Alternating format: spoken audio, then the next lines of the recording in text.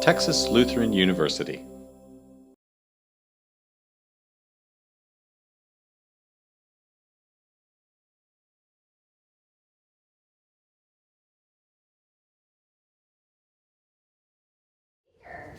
He is one of a team of two that was going to show up today.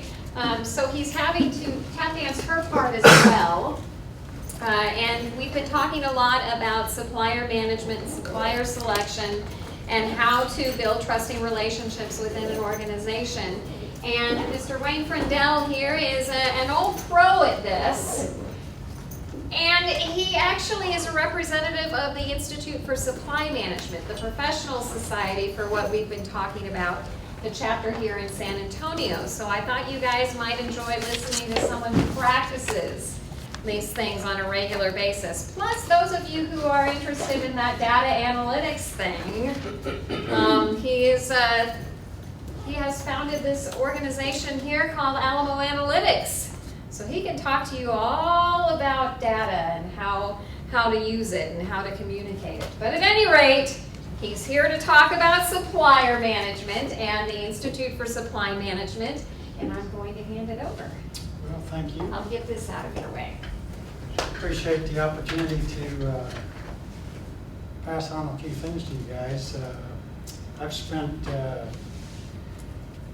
better part of a 40-year corporate career in the old days. It used to be called the materials management area, and in today's world, the name has kind of changed to encompass a lot more things, and supply chain management really covers it. So I'm here today representing ISM, Institute of Supply Management, and I am a member of the board of the local San Antonio chapter. And I was going to be here today with Rita Wenthold, who is our Director of Education.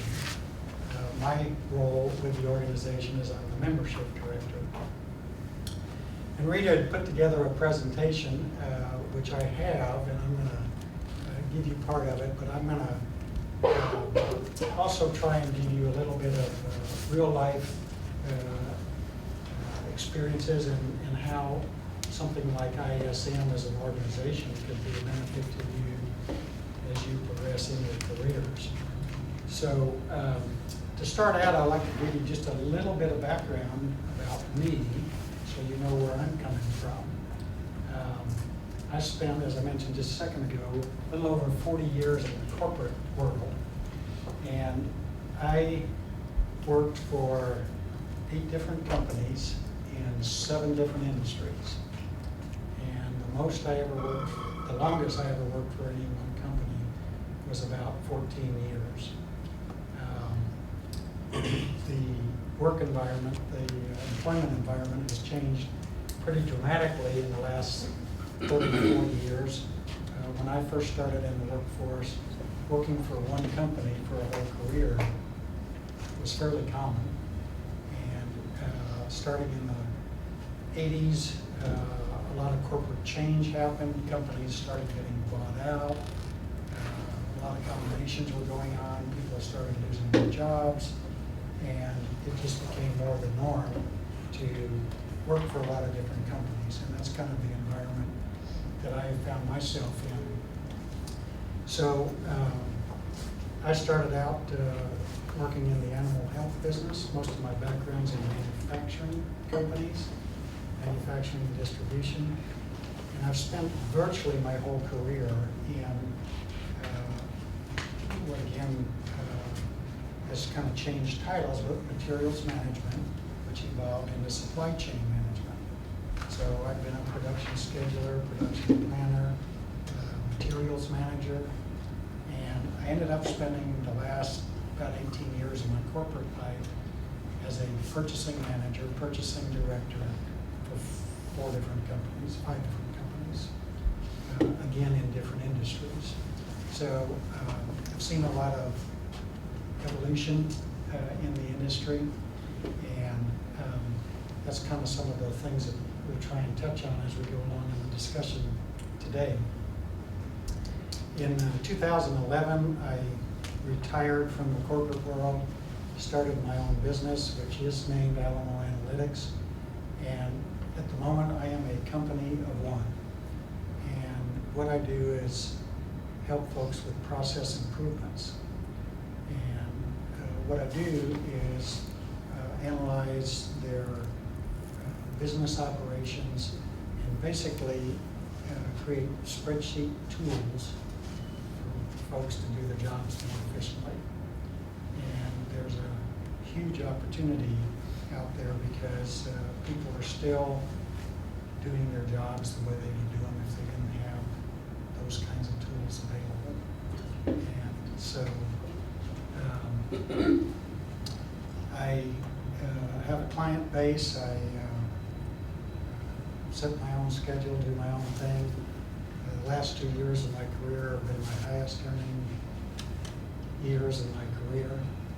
Working for myself, and I work 50 to 75% of the time. So it's been a very enjoyable experience. So what I'd like to do is to start out with Rita's presentation. She's put together some slides about ISM.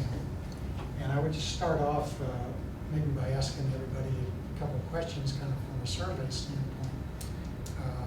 I assume most of y'all are seniors or close to graduating. Is that accurate? Anybody have a job yet?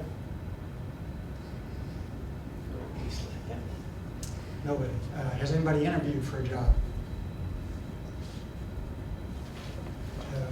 Any interviews in the works anytime soon? Basically, you have Joel. So what I'd like to do as we go along is to kind of give you some information about ISM, let you know what purpose it serves out in the marketplace, and I'll also tell you how it affected me and how I got my business started, because it played a pretty significant role. So we'll start out here, and it's been a while since I've been in PowerPoint, so bear with me. Let's see. I can change the slides for you if you want to not sort of be stuck back there. Yeah, maybe. Let's see. Screen down there This on the one? bottom. There we go. Don't record, and you're set. Okay, there we go. I think maybe. Yeah, that should be good. Okay. So, is everybody familiar with ISM? Have you heard of it? So, won't spend time going into that particular background. I would like to maybe give you just a little bit of history of ISM, some of the things you may not know. The organization was actually founded in 1915, so it's a little over 100 years old. It was founded as the NAPA, which was the National Association of Purchasing Agents. And when it was founded, there wasn't a lot of professional organizations around. But have you all heard of the Thomas Register? Again, you got to be old school to be familiar with that. In the old days of purchasing, the Thomas Register was the Bible of purchasing. And it was like an encyclopedia. I guess I should have used that word instead of Bible. But it was a set of books that were literally about yay high and about that thick. And it was the source of suppliers for anything and everything. Pre-internet, pre-Google, and if you wanted to find a supplier for something, you went to the Thomas Register. And that particular publication has been around just about as long. The founder of the Thomas Register was the one that actually was one of the original founders of the NAPA. And so it was founded in the early part of the 20th century. It went along and didn't get a lot of publicity, or not a lot of people knew about it except people that were involved in purchasing. And where it really came into its own was after World War II. And World War II was a huge industrial change for the United States. The power that we had in our country was just really pretty unbelievable. And everything that was harnessed to accomplish the winning of the war from an industrial perspective really had never been seen before. So procurement for the military was such a huge part of our economy that after the war there was this sense of we need to take advantage of the things that were learned. So at that point the NAPA and the idea of professionalizing purchasing came more to the forefront. And it wasn't though until the early 60s that the NAPA started doing training. And that was one of the more powerful things that they brought to the economy was here was a way to get people from across all different industries, bring them together, give them kind of standardized type training. So that started in the early 60s. And then in the late 60s, they came out with their first certification. And this was a time when certification became very powerful for a lot of industries, a lot of segments of industry. And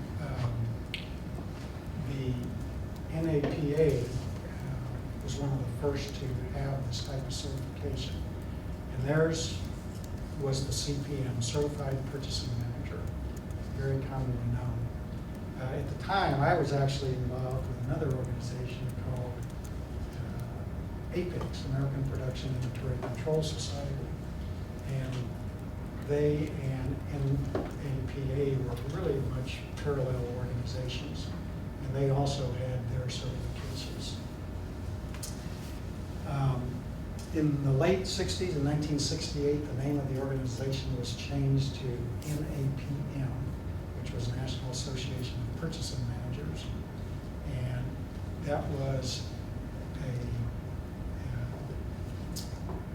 leaning toward the fact that really purchasing was moving up the scale in importance within organizations. And purchasing agents were kind of the lower level.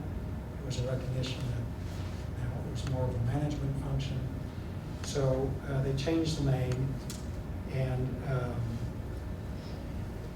the first certification was set up in 1974, the CPM. And in a minute, I'll show you the current certifications that are available. In 1982,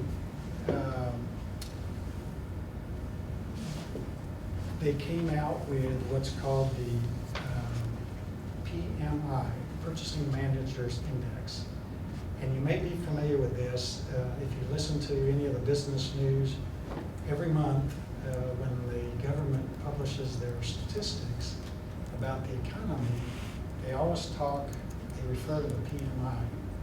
And the Purchasing Managers Index is an index that basically surveys the confidence factor of purchasing professionals.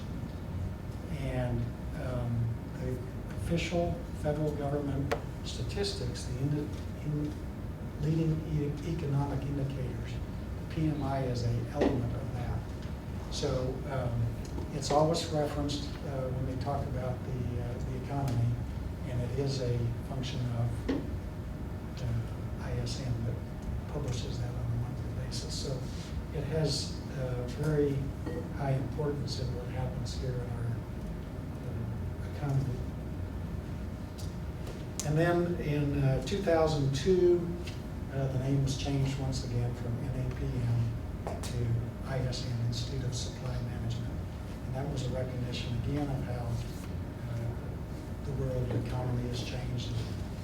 Supply chain encompasses a lot more things than just strictly purchasing. So if you look here on the mission of ISM, this is the national organization. It's a little bit vague, but basically they are looking at the whole supply chain and trying to improve the performance in those areas. Currently, there are about 50,000 members worldwide. The organization at one point had closer to double that membership. And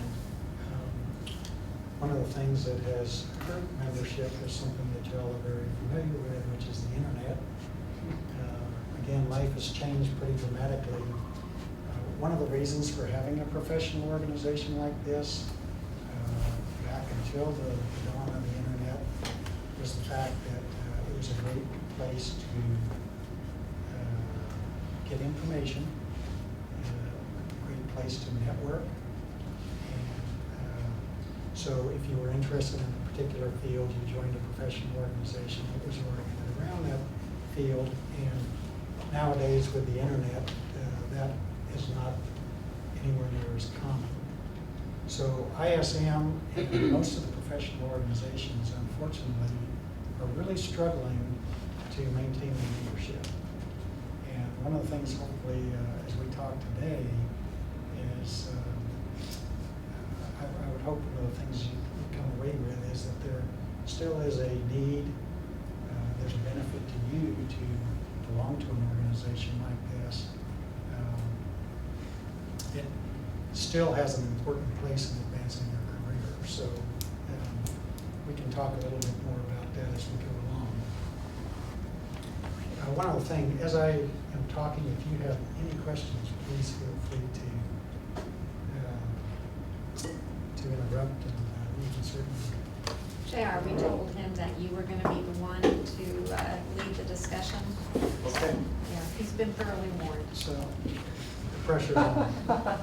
All right, I'll let you know when I have a question. Some of this, I don't want to go into a lot of detail on.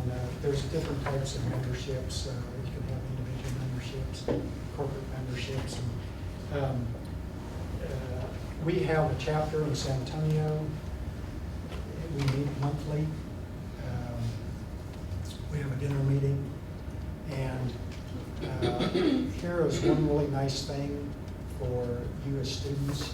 If you're involved in academia, you can attend our meetings for free. And one of the reasons I was asking about jobs and all that kind of stuff, a great place to network. Just the thing that I was referring to, there's still a really good purpose for it. So you have people who are involved in the field that you have an interest in going in. We always have employers who are looking for candidates, and particularly in this geographic area, there's a strong need. A lot of people don't realize how strong an area San Antonio is for manufacturing, and this is an area where supply chain elements come into play in a big way. But one of the other organizations I belong to is the San Antonio Manufacturers Association. And so I hear all the time about this need, and I see from both organizations postings for job opportunities. And so coming to our meetings and participating in getting to meet people is a great opportunity. I talked a little while ago about the different certifications, and there are 4 certifications currently with ISM, and this is where Rita can speak in more detail than I could. I've had a 40-plus year career in industry.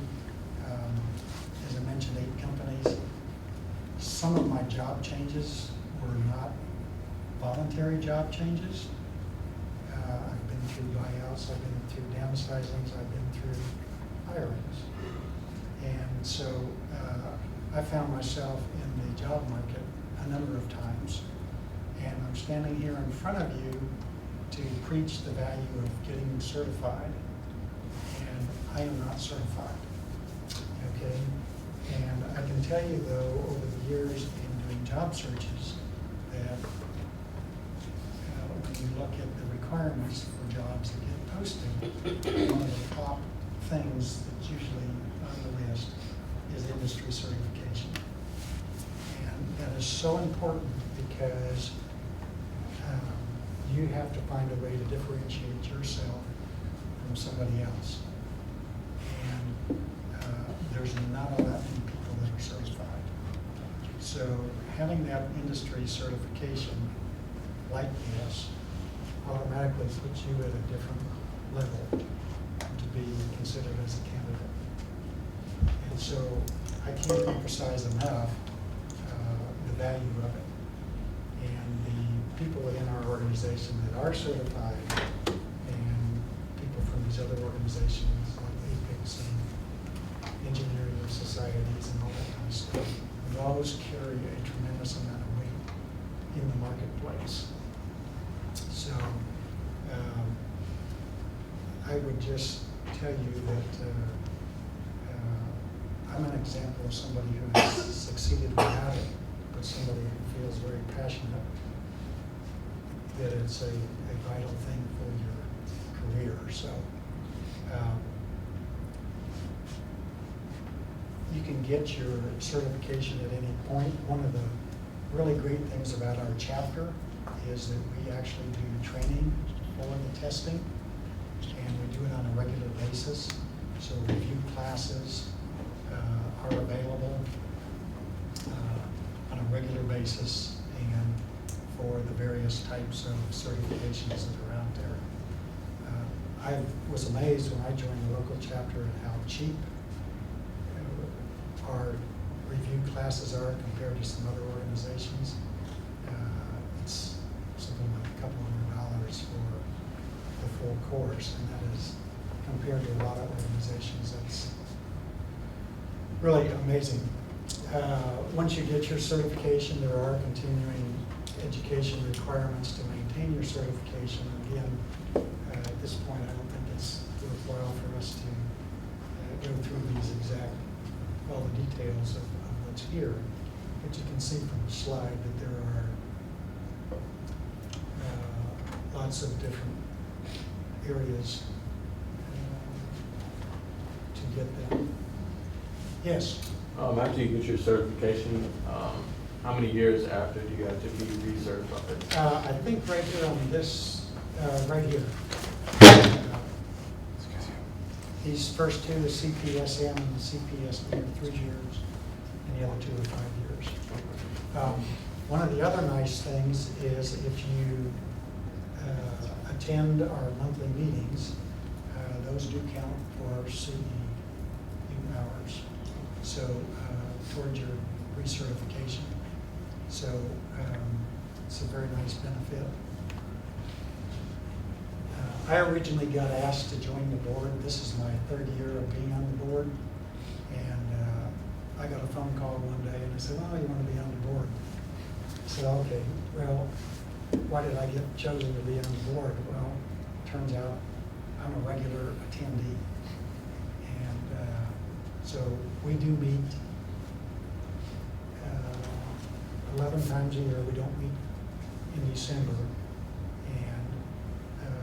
We do have a meeting in August, which is our fiscal year start, and we use that as the changeover for our officers. And so that particular meeting is not it's mainly a social gathering and a business meeting, but the other 10 months we do have speakers, and again, those attendance does count toward continuing education credits. How many continuing education credits do you get out of attending one meeting? I believe it's 3. And again, Rita would be the one that would have been able to answer that question. I apologize for not having the answer to that. How do you get certified? Well, you have to pass a test.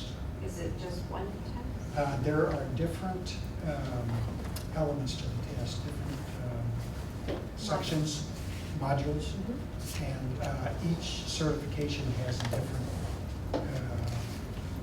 different sets of modules, so it's different for each one. And Yes. to recertify, do you have to take the test and do the continuing education hours, or just No, the just the education hours? continuing education. And again, I apologize for just not knowing all the technical details of all this. Rita is the expert, and she is certified also, and I think she does 2 certifications. I believe there is some way that you can get lifetime certification, but it encompasses some broad set of. 2 out of 4 you can, I believe. Yeah. I don't remember which ones. Yeah. So,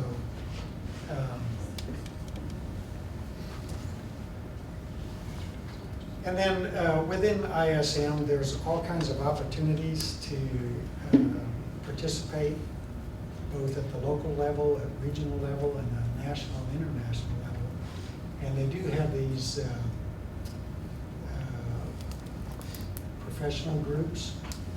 And so within supply chain management, you can kind of specialize, and this gets back to what it used to be in the early days, and one of the reasons why they broadened everything out. So this is a list of some of the groups within ISM that you can belong to and participate in. So you can see here's a materials management group, supplier management group, risk management group, women in leadership. I was doing a little bit of research on ISM, but on things that I wasn't familiar with. And one of the things I read was that up until the 70s, all of the materials, so this is from 1915 until 70s, all of the materials were written oriented toward male participants. And it is a field that pretty much was male dominated up until that point. But women started getting into the field in the 70s, and they realized, one, they wanted to have women in the field, and so they made a concerted effort to make their materials gender neutral and make it more inviting for females to be involved in the industry. And in today's world, it really doesn't matter. But like a lot of our society, there was that bias at one point back then. So that's no longer the situation. And certainly my experience in the industry, I've been a hiring manager many times over, and I probably hired 2/3 females and 1/3 males during my hiring career. So I don't see that as being a problem for people in today's world.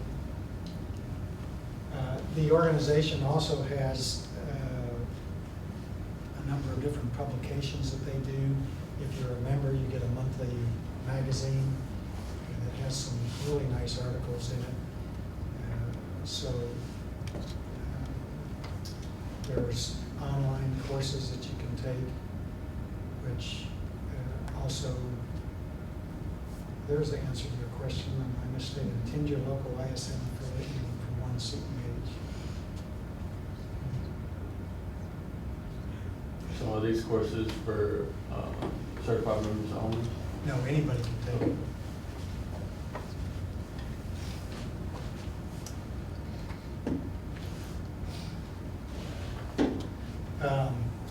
There are, in addition to the professional groups, there's forums, and I'm sure you all are familiar with forums in general, and they operate just like any of them. And this is, again, where in the old days, you basically had to go attend the meeting in order to get the benefit of it. Nowadays, everything's available online, so I'm a little old school. I'm a eyeball contact person, and I really feel like that's important. And so, so much of the world now is done electronically, but I think for quite a while still, the face-to-face thing is going to continue to have a lot of that. And as you get out into the world and you start interviewing, I think you'll find that to be true. And we can talk about that a little bit more in a few minutes, the experience of what you need to do when you go for an interview. As I mentioned, I've had the opportunity to look for a job many times over, and the world has changed a little bit, but there's some things I think that'll never change. And when it comes down to it, at the very end, you're going to be in front of somebody and somebody's going to be evaluating you face to face as to whether you're the right person for the job. So, there is an annual conference. It does move around the country every year. This coming year, it's going to be in Orlando. Last year, I think it was in Arizona. And the year before that, I think it was.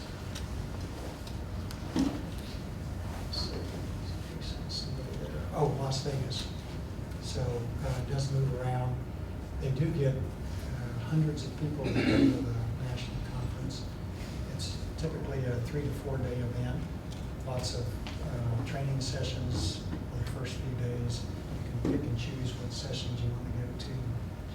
And they do get some pretty high-powered speakers. If you notice here, David Cameron, former Prime Minister of the United Kingdom, General Colin Powell. David Cameron was just speaking at Trinity 2 weeks ago. And unfortunately, I missed that opportunity to hear that. I would like to have done that. And so you can see some other dates here for some other events they have.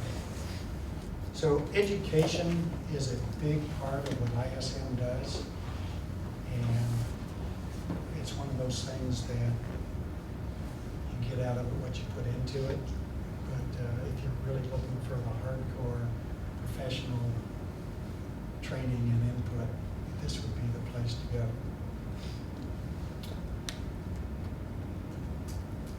And this is just a list of some online information.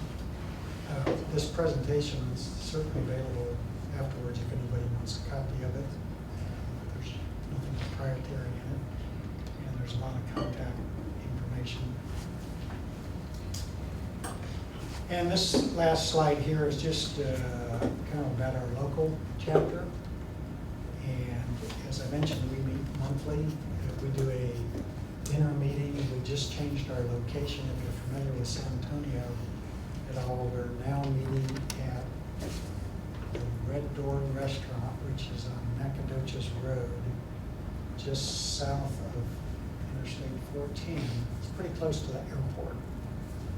If you're familiar at all with San Antonio, we would very much welcome anybody to show up. We'd love to have you come and meet and greet with folks. We typically get between about 25 to 35 members for a meeting. Our last speaker in January was an FBI agent, and he was talking about hacking. And unfortunately, I had to miss it.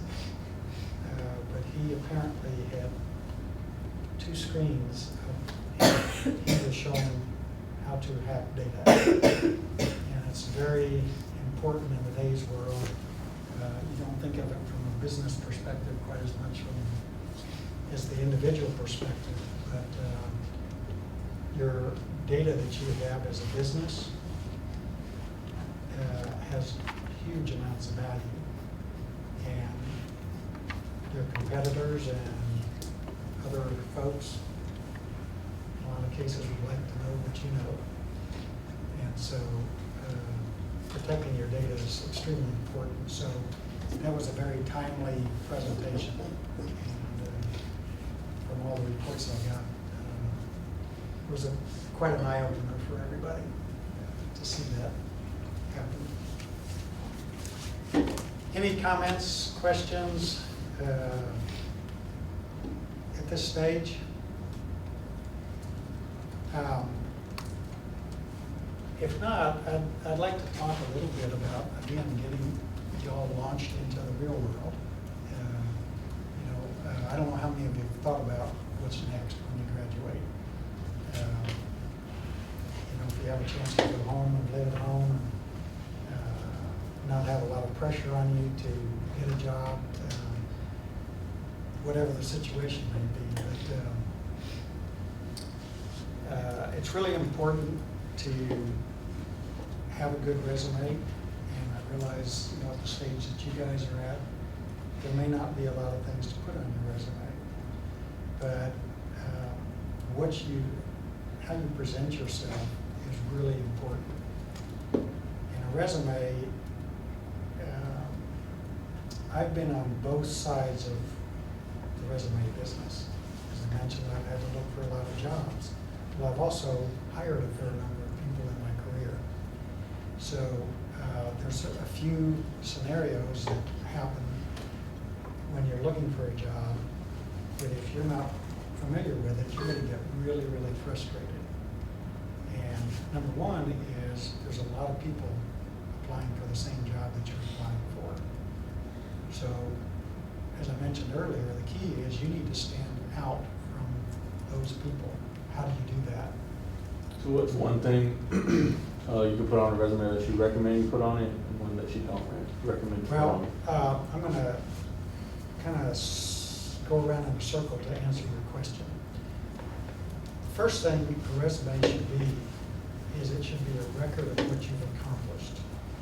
Okay? And when you get a little older and you've done a few jobs, what people tend to do when they create a resume is they create a job description. They tell what their duties were. Okay? That isn't what an employer wants to know. They don't want to know that you did this report and you filed this and you did all that. They want to know what have you accomplished. Okay? So you want to be able to put objective measurements in a resume. What have you done? If you're in charge of inventory, how much did you reduce the inventory? How many SKUs did you optimize your inventory down to? What kind of savings did you have? That's what they're looking for. So you don't want to say, well, I was in charge of doing the reports and I supervised 3 people. Well, they want to know what size budget you controlled, that type of thing. So that's very important. As students, you want to emphasize, have you been in a leadership position? Have you headed up some student organization? Did you increase the attendance by 20% at this organization, or the membership? That kind of thing. They want to see accomplishments, not tasks that you did. Does that Yes, it does. kind of tell you the way the world's different today than the way it was 15, 20 years ago? Many, certainly the larger companies, what happens to your resume when you mail it in, you're mailing it electronically for one thing, is it goes through software. And that software is looking at keywords, and you don't have a human evaluating, gee, does this person make the first pass? Now, I'm going to give you 2 examples. Again, in my day, it used to be important what color paper you printed your resume on, what font your resume was printed in. And so I worked for a company, and I'm going to backtrack 1.5 seconds before I get to the point. One other thing you want to do once you get employed is you want to get real friendly with the HR manager. And after you've been here a while and you get friendly with the HR manager, you want to ask the HR manager, why did you hire me? Okay? Really good feedback. What did you do right? What did you do wrong? What did somebody else maybe not do? Why did you stand out? That's going to help you down the road when you have to go do it again. So using that as a background, I worked for this one company and been there for a while. I had asked the HR manager those questions. I knew why I got there. I was in her office one day, and she was going through resumes for a accountant. And she held up this guy's resume and she said, "This is the perfect candidate." And she said, "I'm not even going to call him for a phone interview." And I go, "Whoa, why not?" And she said, "His resume came to us with postage due. Okay? He forgot to put the stamp on the envelope." And she said, "I am looking for an accountant. And what does an accountant need to do? It needs to be detail oriented." That person was the #1 resume that she received, and she was not even going to consider them. So that's the human element that you'll never know about with your resume.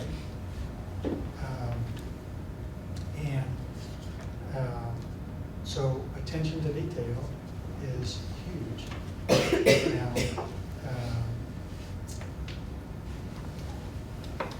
I was in a position to hire somebody, and I got somebody's resume, and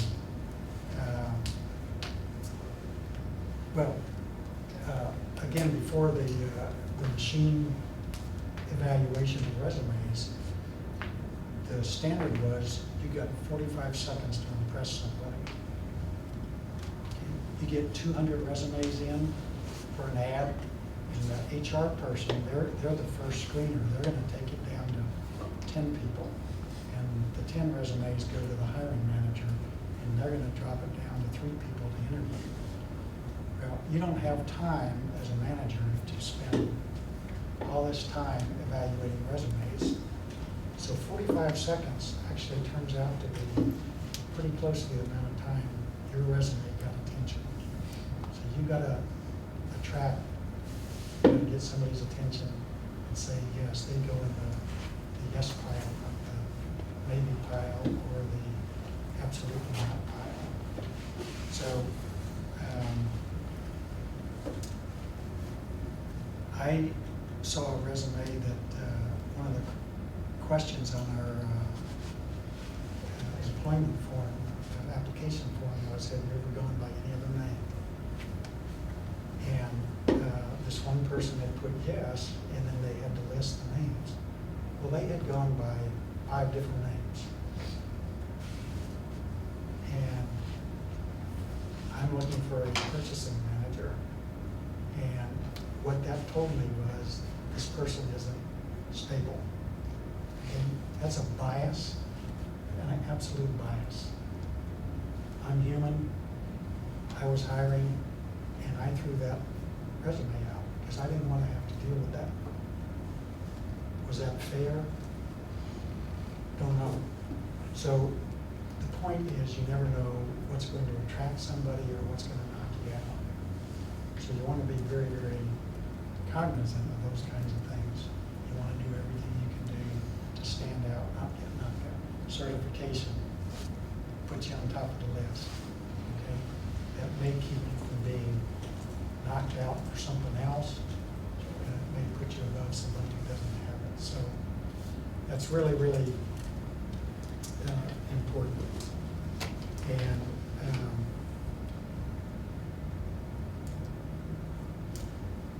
there is just way too much competition in today's marketplace that keeps you from getting where you want to be. So anything you can do to overcome those kinds of things, you would want to do. The networking that comes from being part of an organization like what we're talking about. I mentioned I've been in my business for 11 years. I have done my whole business, built my whole business by networking. And my #1 client, I sat next to an employee of that plant at a ISM dinner meeting. Said, "What do you do?" And I told her what I do.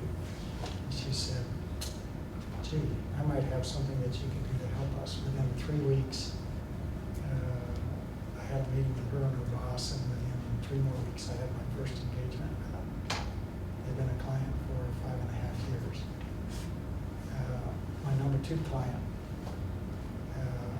actually met a guy at a one-day workshop. He was a member of San Antonio Manufacturers Association, but I was the speaker at one of our monthly ISM dinner meetings, and I was talking about what I do. And the title of my presentation was Data to Dollars, using your data to improve your profits. What I do is create spreadsheet tools for people. He brought his wife to listen to my presentation. His wife's company is my second largest client. Okay? Been doing business with him for 5+ years now also. So both of those came from ISM dinner meetings. And so even in today's world, the first-hand, face-to-face connection with people is really, really important. And I don't think that's going to change at all in the future. So getting in front of somebody is really important. My mother always used to say, bless her heart, it's not what you know, it's who you know. And that is so true. And you have to have some smarts to go along with it. You got to have some initiative and some ability. But it's key in today's workplace. So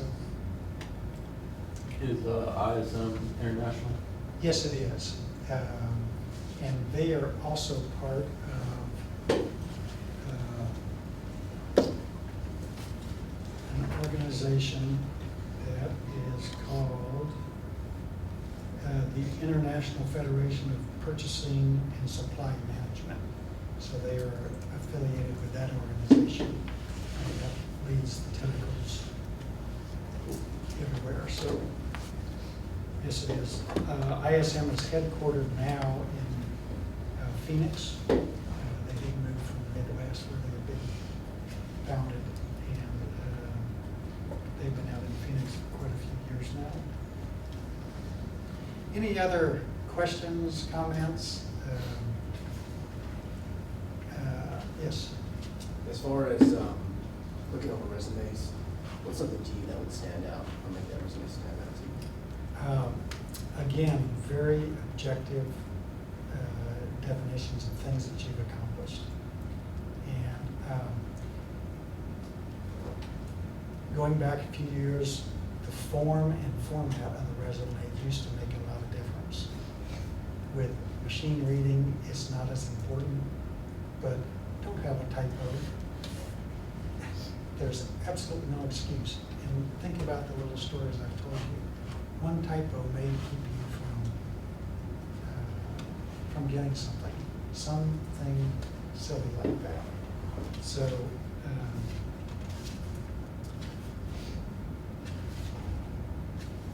there was a statistic that has been pretty valid over the years that still holds true in the electronic age, and that is that 95% of all jobs are filled by network, some form of networking.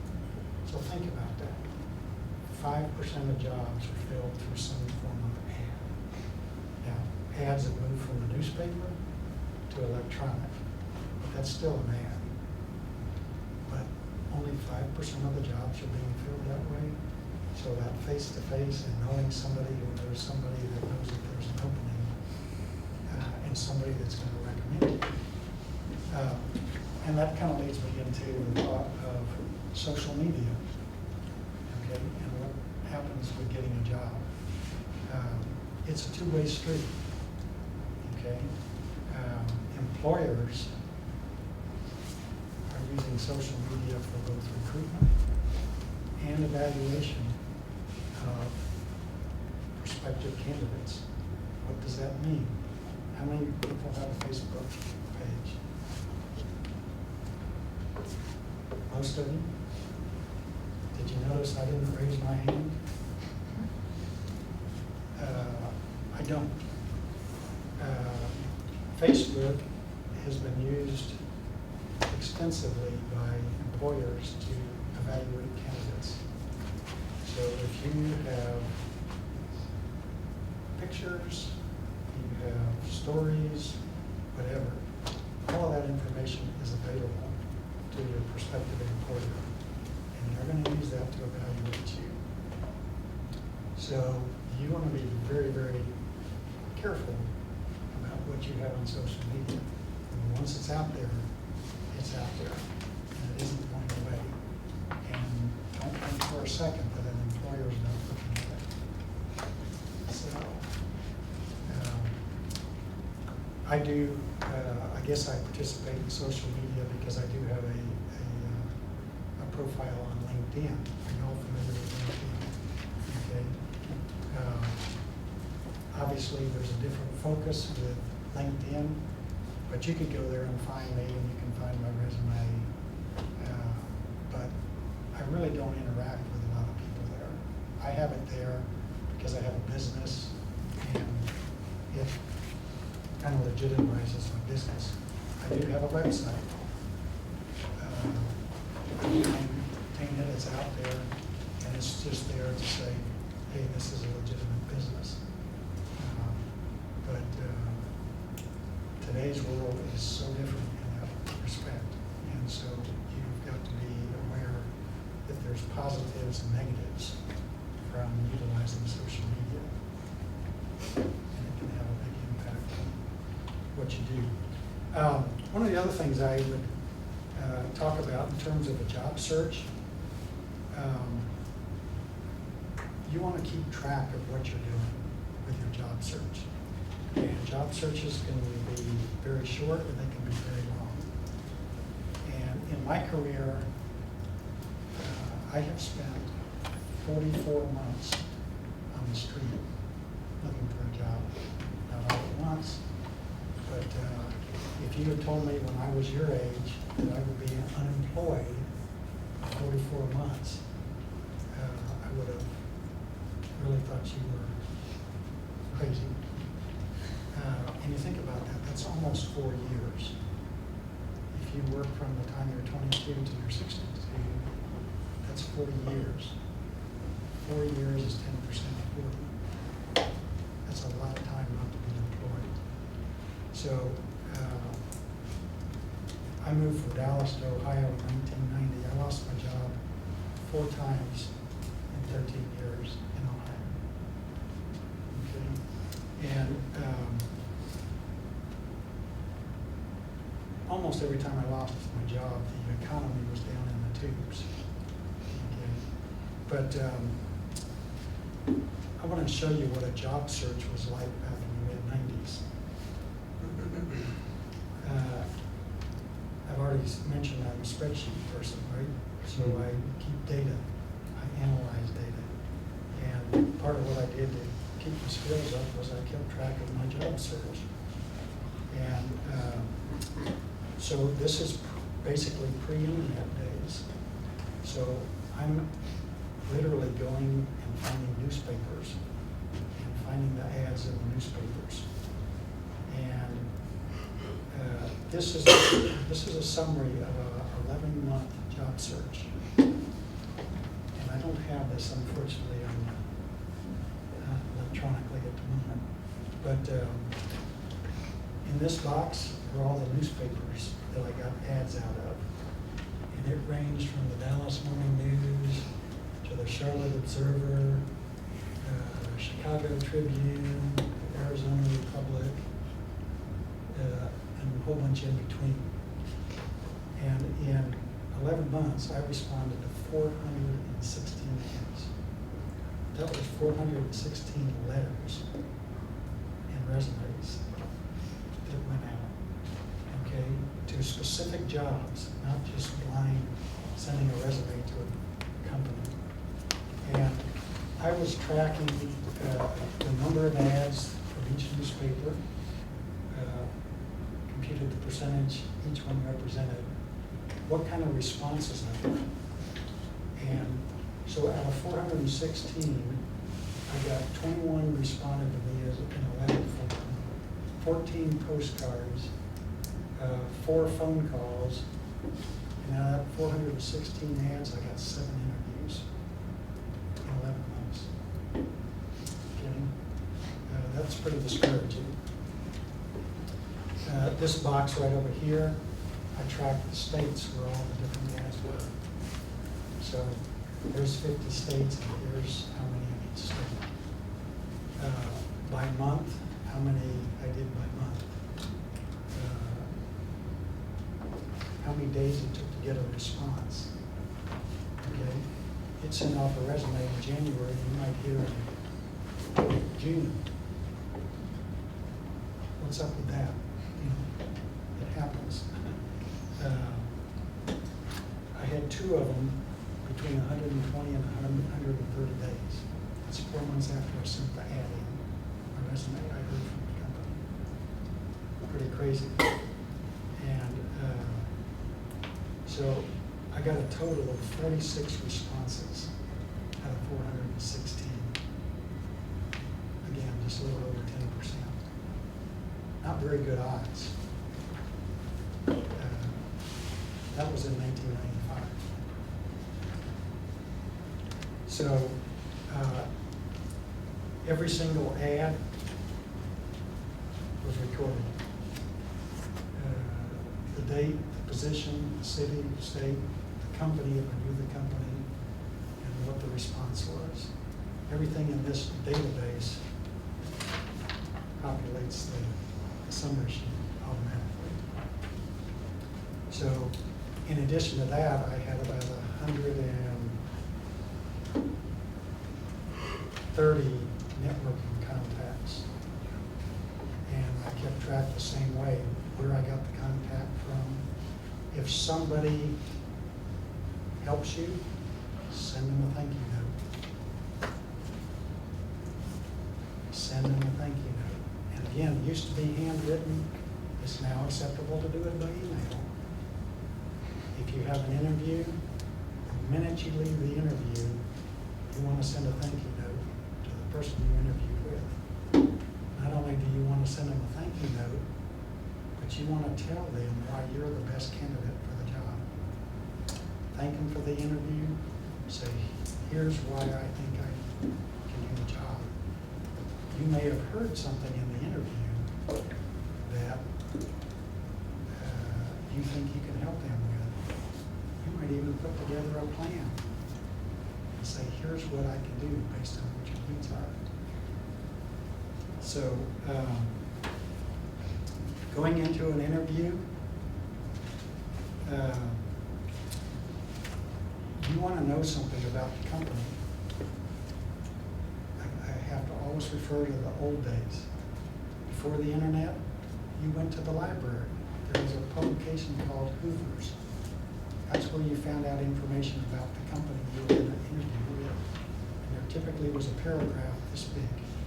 It had all the officers of the company, had one paragraph, told you what the company did, what their sales were, all that. Well, now, you obviously go to their website, you talk to Mr. Google, and you find out anything you want to know about that company. You want to go into that company, and you want to show that you know something about that company. You want to show that you know something about the people in that company. So you want to do your homework before you get there. And when you study what a company is all about, you want to prepare a list of questions when you go into an interview. And you want to have written questions. Take your notebook, and when you sit down at the table for an interview, open up the notebook so that your interviewer, one, can see that you have these questions prepared. People that interview, 90% of people that interview don't know how to interview and don't like to interview. Okay? So you have a chance to control the situation. You need to know what you want them to know about you. I have a little sheet that says my profile. I got personal, professional, business, and achievement. These are things I want them to know that this is what I want them to know about me, why I'm a great candidate. Got a list of experiences that I have in different areas. So you go in and you have these things. These are your cheat sheets, but it also shows that you're prepared. Okay? You're going to be a little bit nervous. You're not going to necessarily remember everything. But these are the things you want your prospective employer to know about you. So go prepared. As they're interviewing you, one of the things that a lot of interviewers do is they end up doing most of the talking. So they're going to talk about the company, they're going to talk about the job, and they're going to forget to ask you a lot of stuff. But they're giving you little nuggets, so they may be answering some of the questions you prepared beforehand. Write down the answers. Almost every interviewer is going to get to the end of the interview and they're going to say, do you have any questions? Guess what? You've got your list. It's all typed out. 1 through 10, 15, whatever it is. Even if you get to a question that they've already answered for you, read the question to them and say, oh, I was going to ask you about such and such, but you already answered that one. Again, they see that you are thinking through. So I mentioned the thank you note. One of the last things you should do with your questions, your last questions should be, what are your biggest opportunities? What do you need done? When you do that thank you letter, you want to say, gee, I can take care of what your biggest need is because. Okay. So you want to control the interview without them knowing that you're controlling it, but you know what you want them to know about you. Okay? And I have found over and over and over again that the best interviews I have are the ones where I had an opportunity to tell them what I wanted them to know. So there's lots of things you can do. I got another one, personal attributes. So these are all tools that I created for myself as I had to go through this process. It hasn't changed a lot. That part of it is always going to be the one-on-one interview. Comments, questions?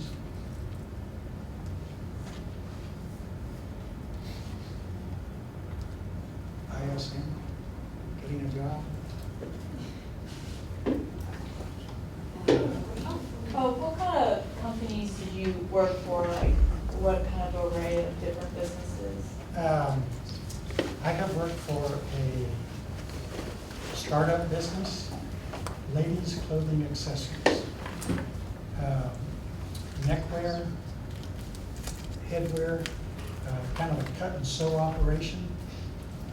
It was started by a former president of another company I worked for. He and his daughter started it in their back, in their pool cabana, and built it into a multi-million-dollar business. I went to work for them their second year. They had done about $350,000 of sales the first year, and the year that I was there, we went from $350,000 to $1.5 million, so we grew it 5 times in a year. I started my career working for a family-owned business started by 2 mad scientists after World War II. They were in the animal health field, so we did products like flea and tick spray, dips.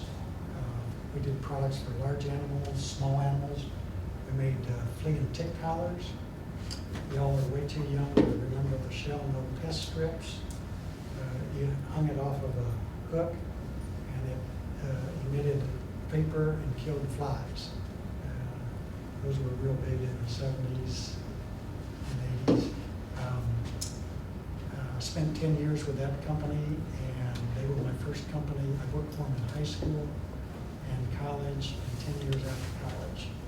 And I went from, started out in the mailroom, worked in the warehouse.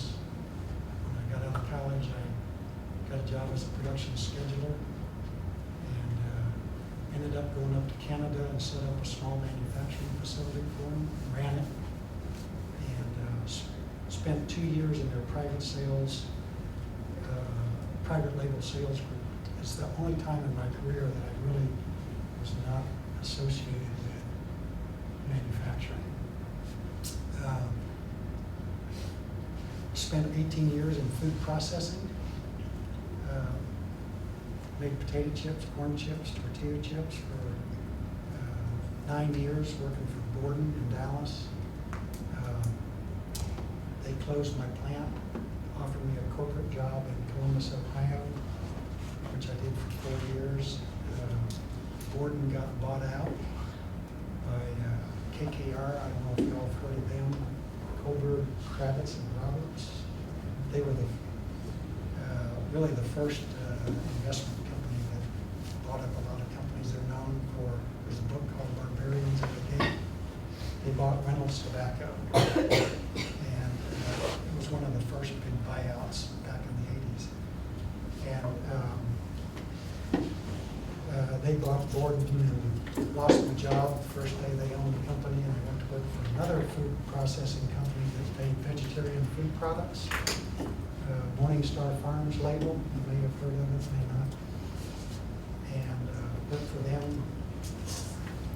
That was my first purchasing manager's job. And I had the word purchasing on my resume one time. And I got hired to be the purchasing manager at that company. I'd never been a purchasing manager before. And that was the first of 5 straight jobs as a purchasing manager. I got the job because of my analytical skills, which I got 4 other jobs because of my analytical skills, which is what I do right now with my business. And let me finish your thing, and I'll just show you something else. So 2 food companies in a row, then I went purchasing manager of a store fixture company.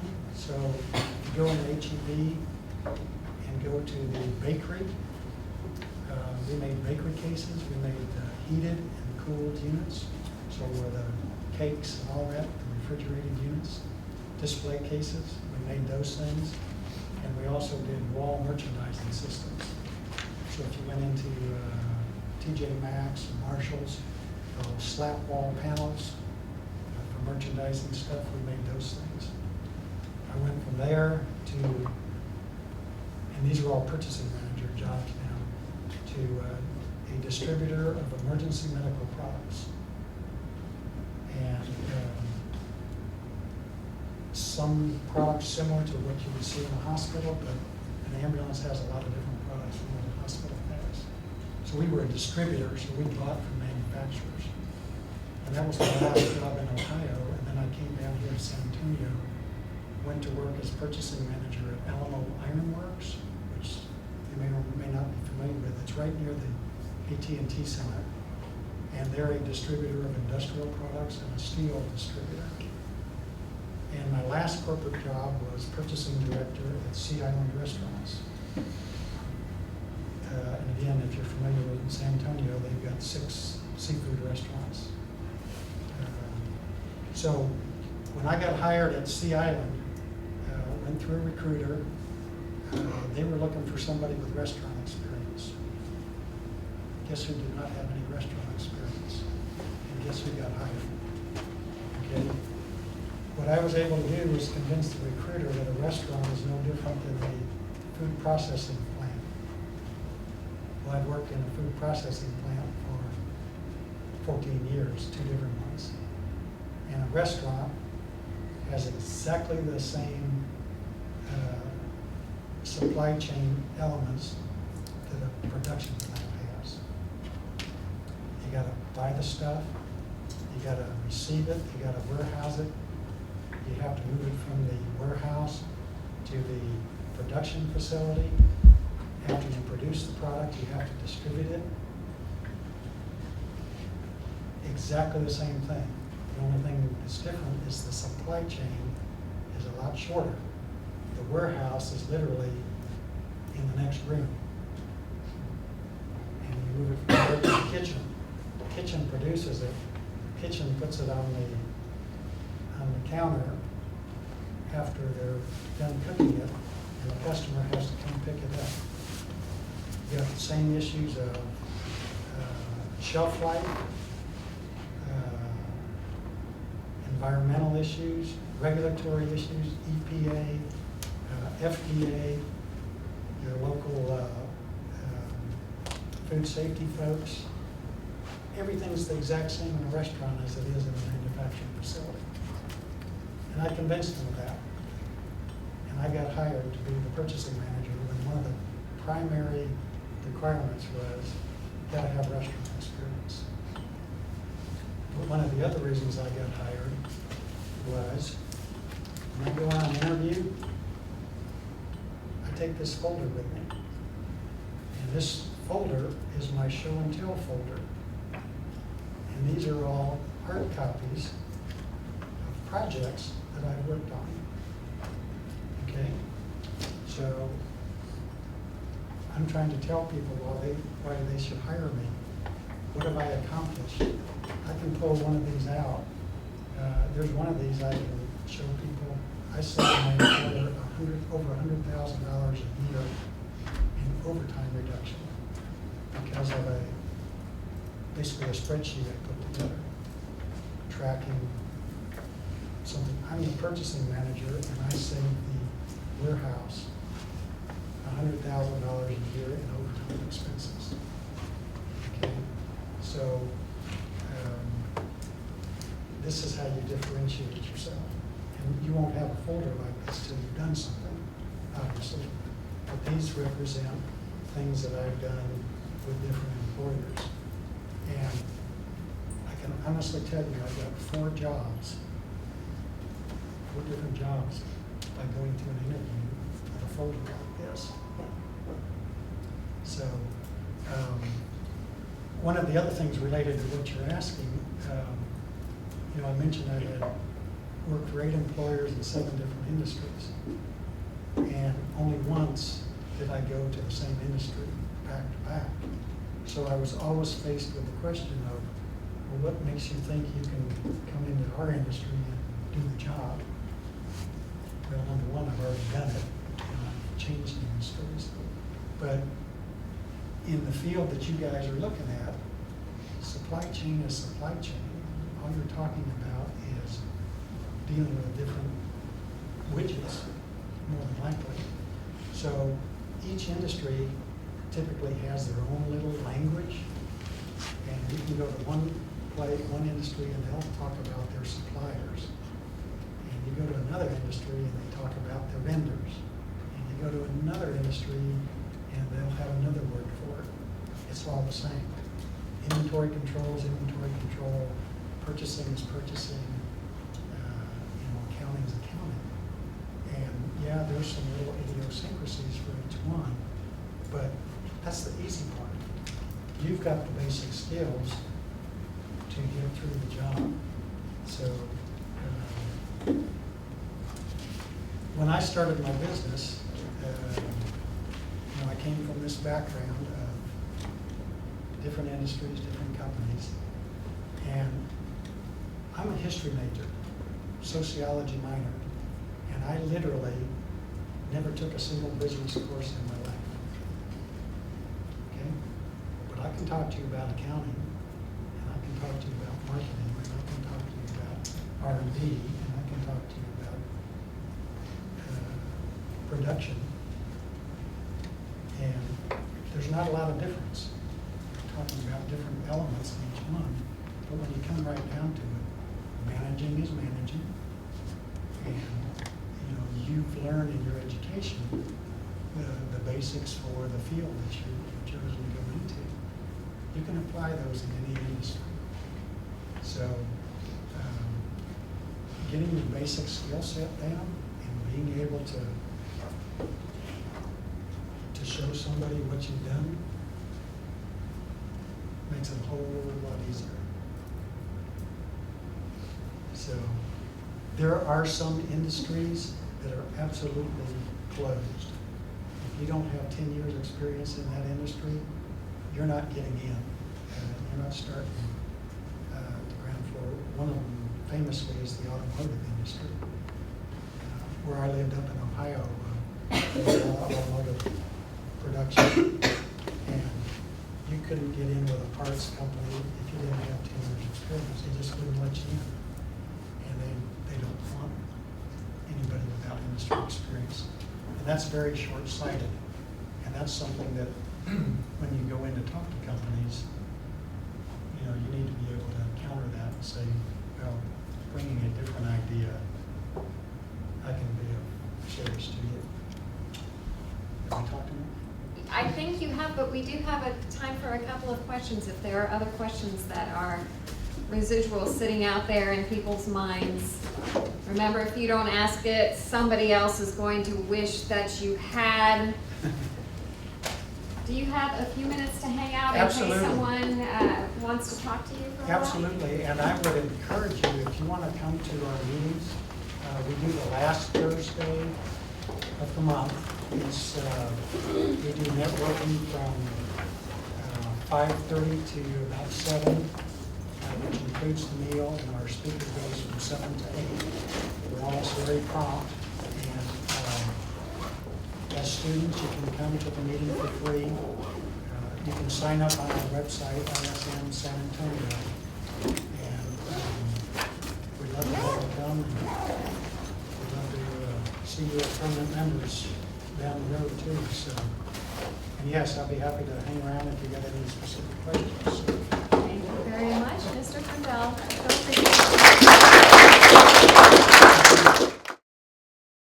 For more information, please visit tlu.edu.